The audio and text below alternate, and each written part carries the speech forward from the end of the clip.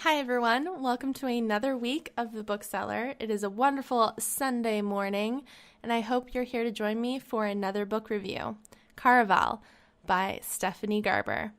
The show is brought to you by Eventide Entertainment.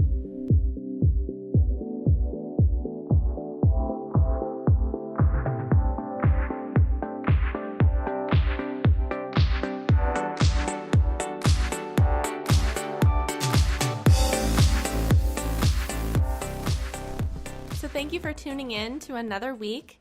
I am really excited to get to bring you this review just because I had a week off and I actually missed doing my podcast last week. I just thought that it would be best if I took a week off just because I couldn't finish a book in time, and instead of bringing you a half-assed review where I would have to skim through the rest of the book and kind of throw a recording together, I wanted to do it right. So I challenged myself to definitely finish the first book that I want to read, but then also get another book done, which I did. I'm successful. So I might be bringing you 2 reviews in this episode, but it'll be mostly about the one, just because it's a very popular book right now, especially since it has a new release coming out soon. So we're going to focus on that for the most part. So the book that I want to talk about the most is part of our young adult fantasy category for the month, and it's Caraval by Stephanie Garber. And this is a debut novel, so it's her first novel that she's ever published. So kind of going into it, I was a little bit more lenient than, say, somebody that is an accomplished author that we kind of know about. Then I kind of like reading debut novels because some of them are amazing, and then they just kind of catapult themselves into stardom. Divergent was a debut novel, and we saw what happened with that. Same with Twilight and Cinder. There's quite a few books out there that are insanely popular in the YA category that have kind of thrust themselves up to stardom. And Caraval is actually one of those that was. It was a part of 2 distinct Goodreads award categories this last year. So every year in November and December, Goodreads has their, you vote for the book of the year, basically. And they have a different variety of categories. And this book was up for Best Debut Novel as well as Young Adult Fantasy Novel. It didn't win either of those categories, I believe. I want to say it was other books that won. But this definitely captivated a lot of readers and is insanely popular in the genre right now. So with that said, it's book 1 in the Caraval series. It was published January 31st, 2017, so just a little bit more than a year ago. And it's rated pretty high on Goodreads and on Amazon. Goodreads gave it a 4 out of 5 averagely, and Amazon has a 4.5 out of 5 rating. So that's pretty high. I tried not to go in with a lot of hype, even though I was kind of hyped over it already, because it was a book that I kind of have been wanting to read for a really long time. Every time I would go into a bookstore, it was kind of one that I would keep picking up and try to read another chapter. But at the time, I just didn't have the ability to commit to a book. So it kind of fell by the wayside for a while until one day I got a notification that it was on an ebook sale. So I bought it as an ebook for $2.99. Worth it. So let's get back to the book. It was published as a hard copy, and the hard copy is about 407 pages long. I read it in an ebook, as I stated. And it also includes an epilogue to kind of leave that cliffhanger for you to kind of invest you into the next book. So I'm going to give you some info on book 2. Book 2 is going to be called Legendary. It's going to be published May 29th, 2018. So we're still a couple months away until that release. So you have time to listen to this review and then decide if you want to give it a go or not.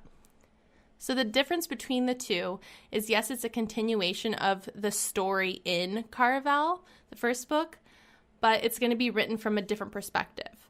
So the first book was in the perspective of Scarlet, and then the second book is going to be in the perspective on Don Tella, or Tella in the book. And Scarlett and Tella are actually sisters. So book 1 is about one sister, and book 2 will be the second sister's perspective, but as a continuation of the series. It won't be redoing the first story just in a different perspective, which sometimes we get in books. So it's a completely separate book. And right now, as far as I've seen, this is going to be a 2-book deal. However, because there is a lot of buzz on this, I'm not going to commit and say that there's only ever going to be 2 books. There might be more, just because of how much people have enjoyed this book series so far. All right, so with that said, let's get into the description. Get my best acting voice here and try to bring you into the element of mystery and fantasy. Here we go. Whatever you've heard about Caraval, it doesn't compare to the reality. It's more than just a game or a performance. It's the closest you'll ever find to magic in this world. Scarlett has never left the tiny island where she and her beloved sister, Tella, live with their powerful and cruel father. Now, Scarlett's father has arranged a marriage for her, and Scarlett thinks her dreams of seeing Caraval, the faraway, once-a-year performance where the audience participates in the show, are over. But this year, Scarlett's long-dreamt of invitation finally arrives. With the help of a mysterious sailor, Tella whisks Scarlett away to the show. Only, as soon as they arrive, Tella is kidnapped by Caraval's mastermind organizer, Legend. It turns out that this season's Caraval revolves around Tella, and whoever finds her first is the winner.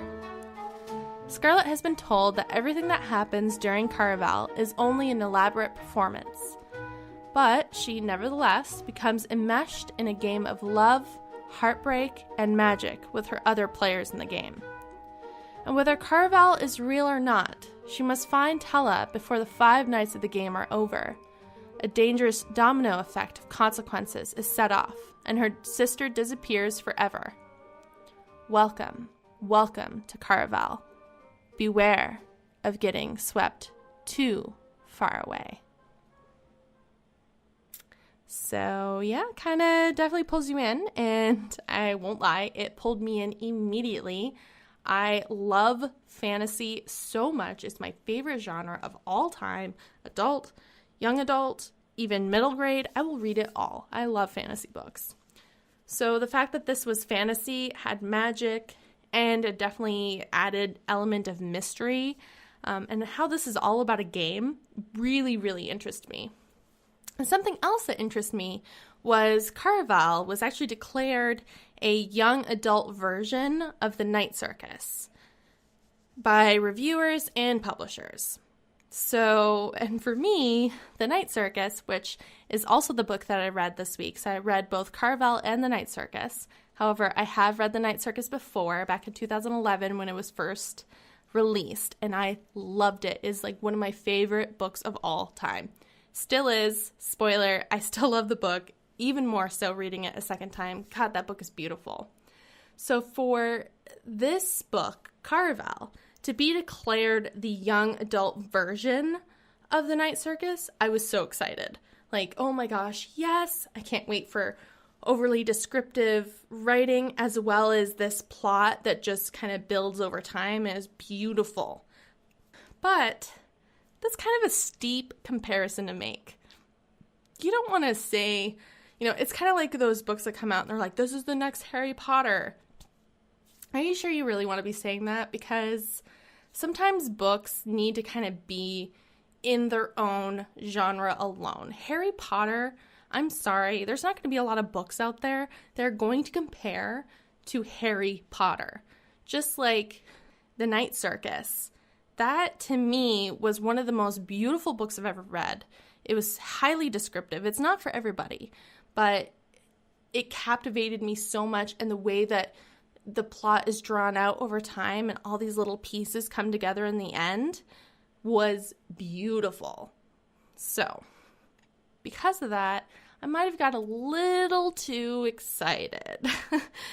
But, I mean, it happens. This is, that's why you try not to listen to a lot of hype surrounding books because the more a book is hyped, the more likely you're going to be critical of it, and therefore most likely you won't enjoy it as much as so many other people did. Because if people are like, oh my gosh, this book is amazing, you have to read it, it's just like this book, which I know that you love, da da da da da, well, what's going to happen is you're going to go into thinking like, okay, well, everyone says this is like the new Harry Potter, so I'm going to go in thinking it's going to be just as amazing. Spoiler, no, it's not. So anyway, we're going to break this down a little bit differently than I've done past reviews. So let me know if you like this different layout of my reviews. So first we're going to talk about the characters. So we have, I would say, 4 main characters. And when I say main, 2 of them are the ones that you hear the most from. But the other 2 are woven throughout the story that they also kind of are a main character. So Scarlet, this was written in her perspective. She is the older sister to Tella, and she's the one that's engaged to be married to a count who she's never met and has only talked to in letters. So her father is very, very controlling. He's kind of a jerk, to say lightly. He doesn't want Scarlet to know who he is, so he doesn't, anytime the count like says who he is in the letter, like it's scratched out by her father, so her father reads all the letters beforehand. And she's not allowed to meet him until the day of the wedding, so she has no idea who this guy is. And she's just corresponding with him, and she's like, oh my god, he's so sweet. God, he's so good at writing, and that just makes me think he's such a sweet guy, which is kind of annoying because, I mean, anyone can lie in text. Let's be real. How many times have we, swiped right because someone's profile sounded amazing? It's because they're a good writer, honey, not because they're a decent guy. Anyway, moving on. We don't really know what he's like. We have no idea. You kind of find out a little bit throughout the story, but that comes way later, and I mean, you'll see when you get there. I'm not going to do too much spoilers here. So that's Scarlet. So she's very, she strikes me as very innocent. What's a good word for her? I would say she is very gullible. She takes everything that people say to her as fact and truth. And she also tends to see people's emotions in color. So that's kind of interesting. So anytime someone's like maybe trying to deceive her, she'll see a color that kind of makes her think like, oh, are they deceiving me because I'm seeing this blue color or whatever. So you're kind of like, oh, is she magical or something that she can do this? So she kind of has an element of mystery, but she's pretty bland as far as she's generic protagonist, female character who is shy, gullible, naive, that's a great word for her, and just kind of goes along with things. Doesn't really make decisions on her own. Tella, short for Donatella, is the younger sister, and she's more carefree, she's very flirty, and, just kind of goes with the flow. She doesn't want to be trapped in a life that she doesn't want, so she's always thinking about getting away. And Scarlet is always saying like, oh, well, I'll get married to this guy and you're going to come with me and I'll save us from our father. And Donatella is like, but do I want that? Do I want to be stuck in another place with another lord or count that thinks that they can control me? And she's not about that. She wants to live free. She wants to be, she wants to do anything to get out of her situation. She wants to choose her life. And she actually has more character development, even those short few pages, than Scarlet gets the entire book. So that's kind of a letdown.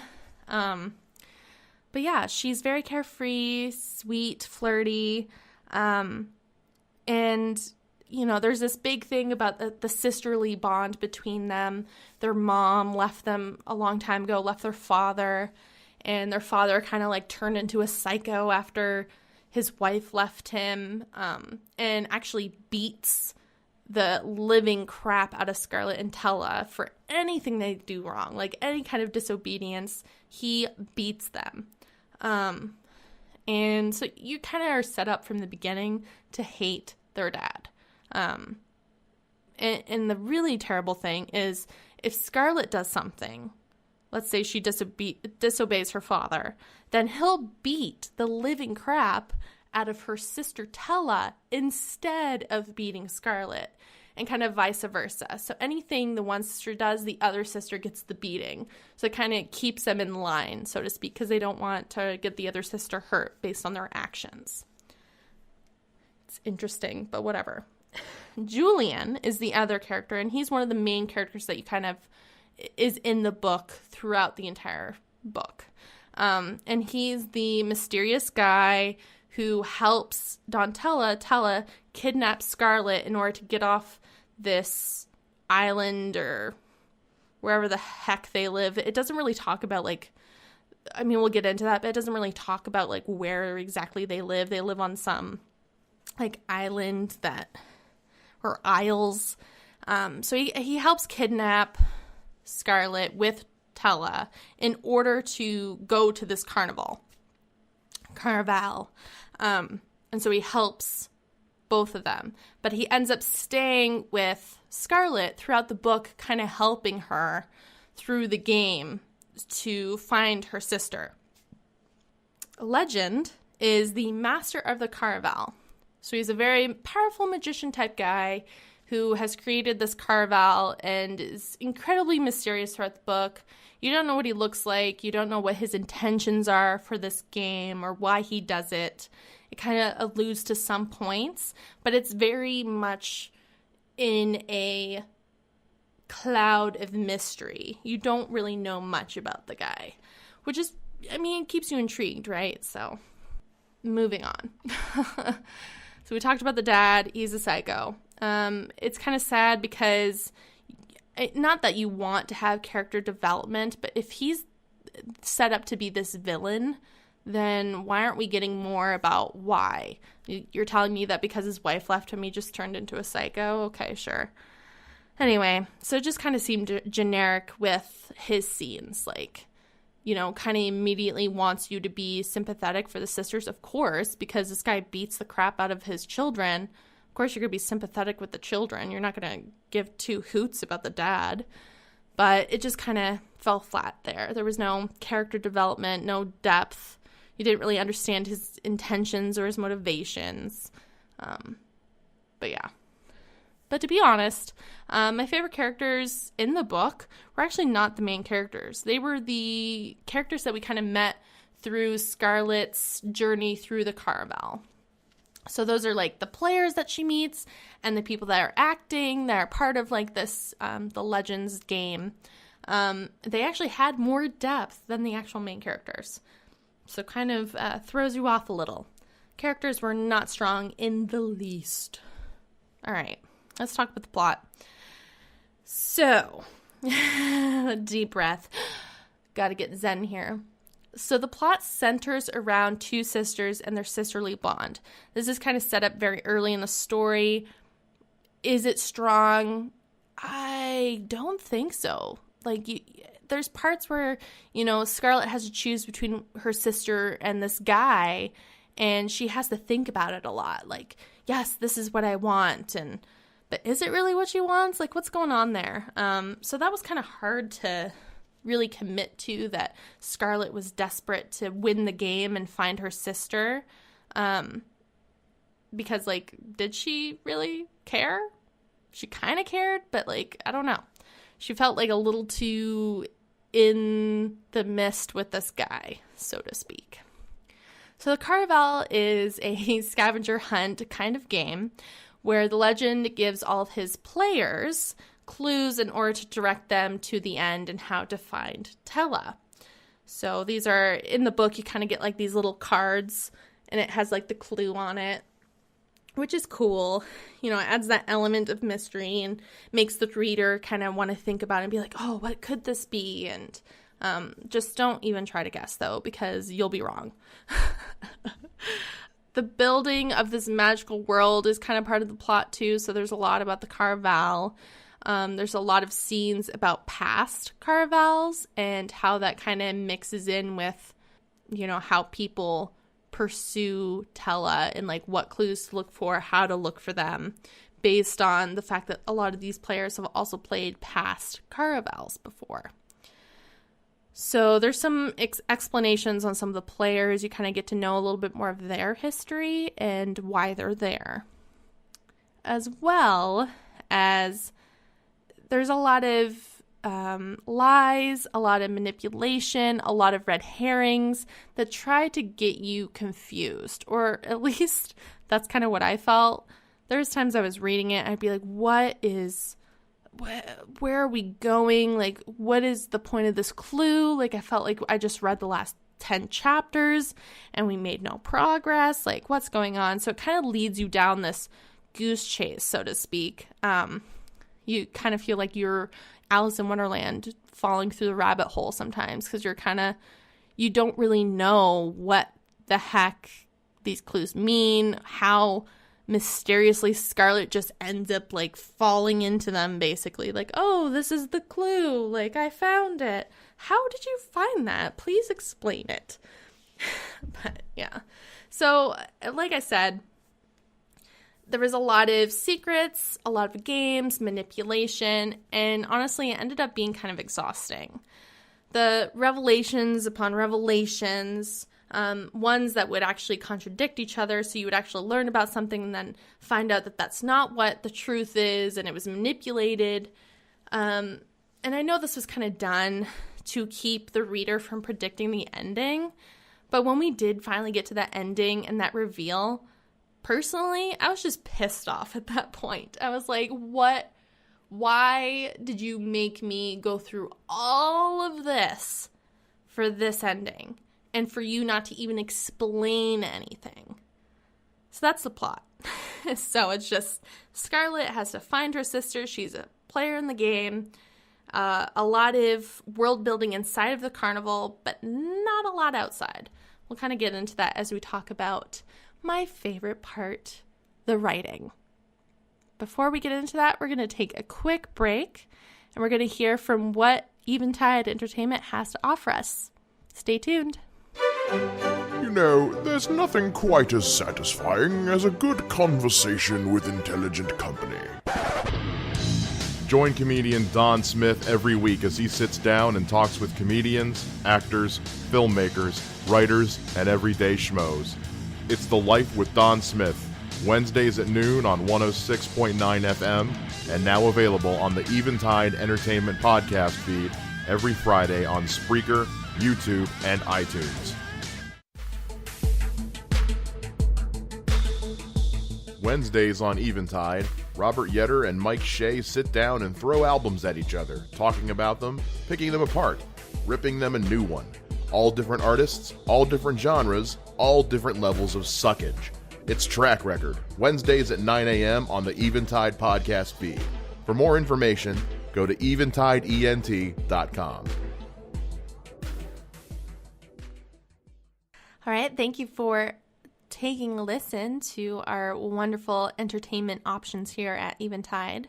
There's a lot of great stuff for us to offer you here, and I hope you can find something other than my wonderful book reviews, as great as they are. There's so many awesome shows here, so make sure to check them out. Things that'll make you laugh, music, movies, video games. I mean, we offer it all here. So, let's get back to what I was about to talk about, the writing of Caraval.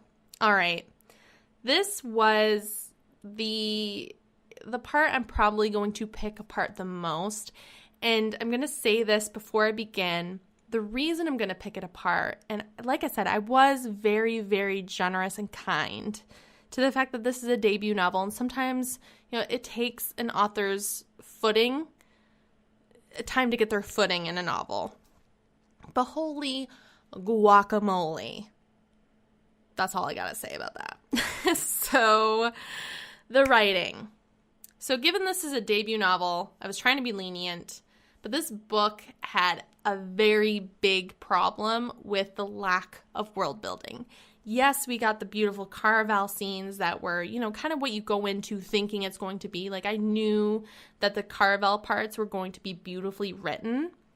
A little over descriptive. I love overly descriptive things, but if it takes if the metaphors you're using and the poetry you're using is so strange that it pulls me out of a book, that to me doesn't tell me that you're a strong, detailed writer. That just tells me you're trying to hit me with what you think to be beautiful writing / poetry. And while some of the passages were beautiful, so, it was dreamy to read, for sure. But I don't know anything about where Scarlett and Tella lived, what this world outside of the island of Caraval that they're at for 5 days. Like, I get that, okay. But what about where they live? What is this, the country? Or I know it's a lot of different islands and it makes it hard to travel to places because of no idea. I don't even know why it's hard to travel. I'm trying to think. I don't think there was an explanation. So that was kind of irritating because, yes, you're kind of thrown into this world and it's dreamy and la la la. But, I mean, let's be honest. If I don't know what the heck these characters have to live for outside of this Caraval, it kind of makes me feel like just a short story, I guess. Not one that is rich with the world building aspects that come in fantasy books, okay?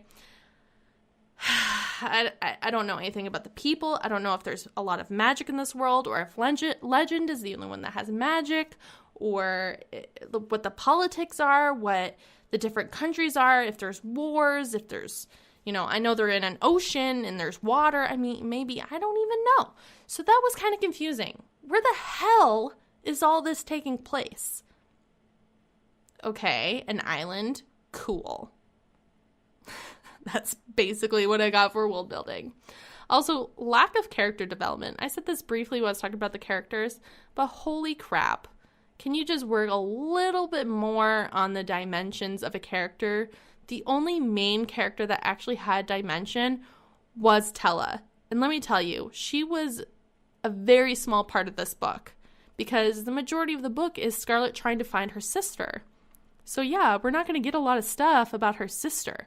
But the fact that I had more character development about her sister than I did Scarlett, the main character that we're following in this book, that's sad. I had no idea what the motivations were on the characters, which I know that was put there directly to keep you kind of in the dark. But at the same time, it fell flat. The characters were flat. They seemed cloudy, and I know that this was to add to the mystery, but it came off as lazy. All right, so adding to the laziness was the magic. So the magic of Caraval, how this all works, how Legend is actually able to pull off this crazy, beautiful world of magic on this island for 5 days. The magic was never explained. The fantasy of this world was never explained.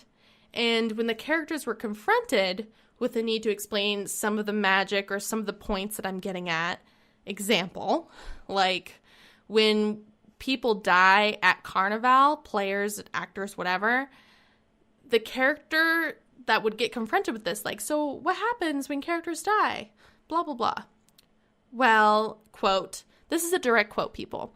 Quote, didn't know about the particulars of how it worked. It was just something that people didn't talk about.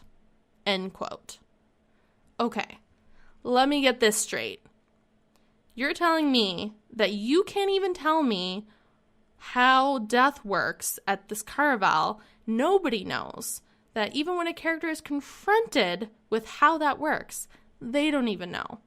That tells me you're lazy and you didn't want to tell me or make up some device of how it works. I mean, what the fuck? I mean, excuse my language. I don't mean to swear, but it just was so frustrating. Explain the magic to me. This is a fantasy book. Explain the magic to me. It could literally be something so silly and ridiculous, like a ritual or a sacrifice of a freaking squirrel. That would be better than telling me we don't know. What? No. Oh. And where was the history of the world? Like, I got a little bit of piece of what the history was of Legend, but it was honestly like maybe a page worth of info. Book 1 should always be about building the world and the characters. That's what book 1 in a series does. Plain and simple. That's why people get irritated about book 1, is because sometimes it's too overly talking about the world and the characters. Hate to break it to you, that's what they're supposed to be about, especially if it's a series. If it's a standalone, fine. Do what you want. Don't tell me about the magic. But if you're going to make this a series, tell me how the magic works. Thanks. I mean, even in book 1 of Harry Potter, we kind of knew how things worked, right? Yeah, and that was a much smaller book. This is 400 pages. You couldn't tell me about any of that in 400 pages? Oh, goodness. Okay, so I ranted there for a second. So some of the gender stereotypes were also annoying, but something I can get past. That happens in books. I get it. But an example is, and here we go, quote, "When a fortune teller tells Scarlet she wants love and protection, her reaction is even worse than I expected. She says, 'Isn't that what every girl wants?'" Quote. "No, Scarlet, that is not what every girl wants. Not every girl wants love and protection. If you need to find love and protection from somebody else, you're doing something wrong. Work on yourself, girlfriend. Do be strong for you. Okay? We don't need anybody to protect you. You don't need anybody to love you. You need to love yourself. Plain and simple. Whatever." So that was just an example, but there's just like a lot of gender stereotypes, like talking about, guys in the book would always be like, "Oh, his muscles, they're so beautiful, and oh my God, so attractive." Like, really, is that all we're going to talk about is just physical appearance? Like, that's what matters. Now, mind you, I know this is YA. I know this is targeted towards a younger audience, but goodness sakes, give me a little bit more, please. All right, let's talk about something positive, okay? The Caraval world was really enjoyable to read. There's gondolas and weird tunnels and magical shops and doors that change directions and rooms that grow and shrink based on what the emotion of the person that they're feeling. So if you're feeling anxious and afraid, it'll start shrinking and making you more anxious and afraid. Kind of reminds you of Harry Potter, right? Wink, wink. Some of the shops in the Caraval definitely reminded me of the excitement of reading Diagon Alley. So when you're in Harry Potter and you're reading about these different shops there, it was exciting to learn, like, oh, these potions that can protect you from somebody for 2 hours, or these dresses that Scarlet had to buy. She had to tell some of her deepest, darkest secrets or something she really desired. And, there was a lot of beautifully well done imagery with the shops. So I loved that. It definitely felt Harry Potter, the Night Circus, and Alice in Wonderland kind of put together in Caraval, which was beautiful. Oh, God, that was the best part, and probably why I gave it the rating that I did, was because the book is quite heavy with that stuff. So that's nice. That was the strongest point of the writing, and if that's what the book's about, I mean, thank goodness, right? Jeez. So there was a lot of literary devices, a lot of metaphors and similes. Like I mentioned previously, Scarlet can see emotion in colors. And this book used a lot of metaphors for that, but sometimes it made me do some massive slow blinks, or side eyes, or even roll my eyes. And I'm actually going to give you some direct quotes of these metaphors that were just like, enough, stop giving me these. I don't even know, what is this? I can't even have a coherent sentence when I'm explaining this to you guys. Oh my good God. All right, here we go. Here's some examples for you. Quote, She could see the sting of her rejections in shades of stormy blue, ghosting over his heart like a sad morning mist. End quote. Quote, periwinkle curiosity. End quote. Quote, moonlight desire. End quote. Quote, every touch created colors she had never seen, colors as soft as velvet and as sharp as sparks that turned into stars. End quote. Quote, fierce as a kitten who'd just gotten his claws, willing to shred the whole world to make this right. End quote. Quote, telebeamed, brighter than candlelight and glass-cut glitter. End quote. And last but not least, quote, shades of the rich ruby love she'd felt during the game, mixed with hues of deep indigo hurt, turning everything just a little bit violet. End quote. What the hell? Like, stop doing these. Like, I can't even take myself seriously when I'm saying it. And the crazy thing is I know you're trying to be poetic. Sometimes it was really well done and beautiful. But here's the thing. Less is more. Please. Less is more. You don't need to make every single description some kind of poetry-esque meaning, okay? I don't need that, because eventually it starts to get a little ridiculous. Like, some of these, I was just like, what are you saying right now? Why is this even a thing? Oh, God. Please comment and tell me what you thought about some of those quotes. And I'm not kidding you. You'll find them throughout the book. Ridiculous. All right. Moving from the writing. Let's wrap this all up in a nice, beautiful package, because I have ranted quite a bit. I will say that the ending that had been building up for the entire book was a major letdown. It actually honestly pissed me off. I felt like Scarlett had high stakes, but I was just kind of, at that point, kind of meh about it. Because honestly, Scarlett didn't even seem bothered about the days winding down and the fact that she might not find her sister. And then what's going to happen? Is someone else going to find her sister? What's going to happen to her sister? But Scarlett doesn't really have a concern for this. She's too concerned about, Julian's muscles and stuff. And that is so infuriating. Please don't give me a love instant story. You can have love throughout a story. The Night Circus, the way that it wove that love story throughout the book was beautiful. But guess what? It didn't slap you in the face over and over like, you're gonna like my love story. Ah! No, please stop. I don't like that. A lot of people don't like that. Stop doing it. Thank God there wasn't like a love triangle. I will say that. There was no love triangle, so we can all kind of breathe a sigh of relief. So I had really high hopes for this book, and it did engage me as a reader sometimes. But honestly, this book I could easily put down and not be concerned about when I was going to read it next, which is why it took me so long to read it and why I didn't have an episode last week. I wasn't concerned about getting this book done. I wasn't excited to pick it up and needing to read it. Like when I had to go to the grocery store, I had things to do.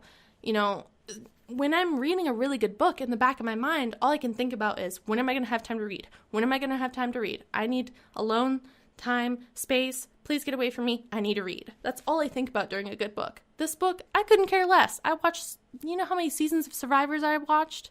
Cooking and stuff. I could have been reading instead of watching Survivor. Ugh, goodness sakes. So, with that said, it's really it's really hard for me to give a book higher than a 3 that can't captivate me as a reader. If I can put you down and not think about you, you're not going to get more than 3 from me. So with that said, I'm between a 2.5 and a 3-star rating. I did enjoy the Caraval a lot. Everything else, no. You heard what it was missing from me. You heard some of the ridiculous periwinkle blue confusion I had. But goodness sakes. So talking about the sequel, will I check it out? Maybe. I am intrigued about Legend. I don't know much about him. He's kind of cool. But it's not going to be high on my priority list. It might be something I read like maybe a year from now, maybe if it's on sale, but I'm not going to buy it hard copy. Sorry, not getting that $18 out of me today.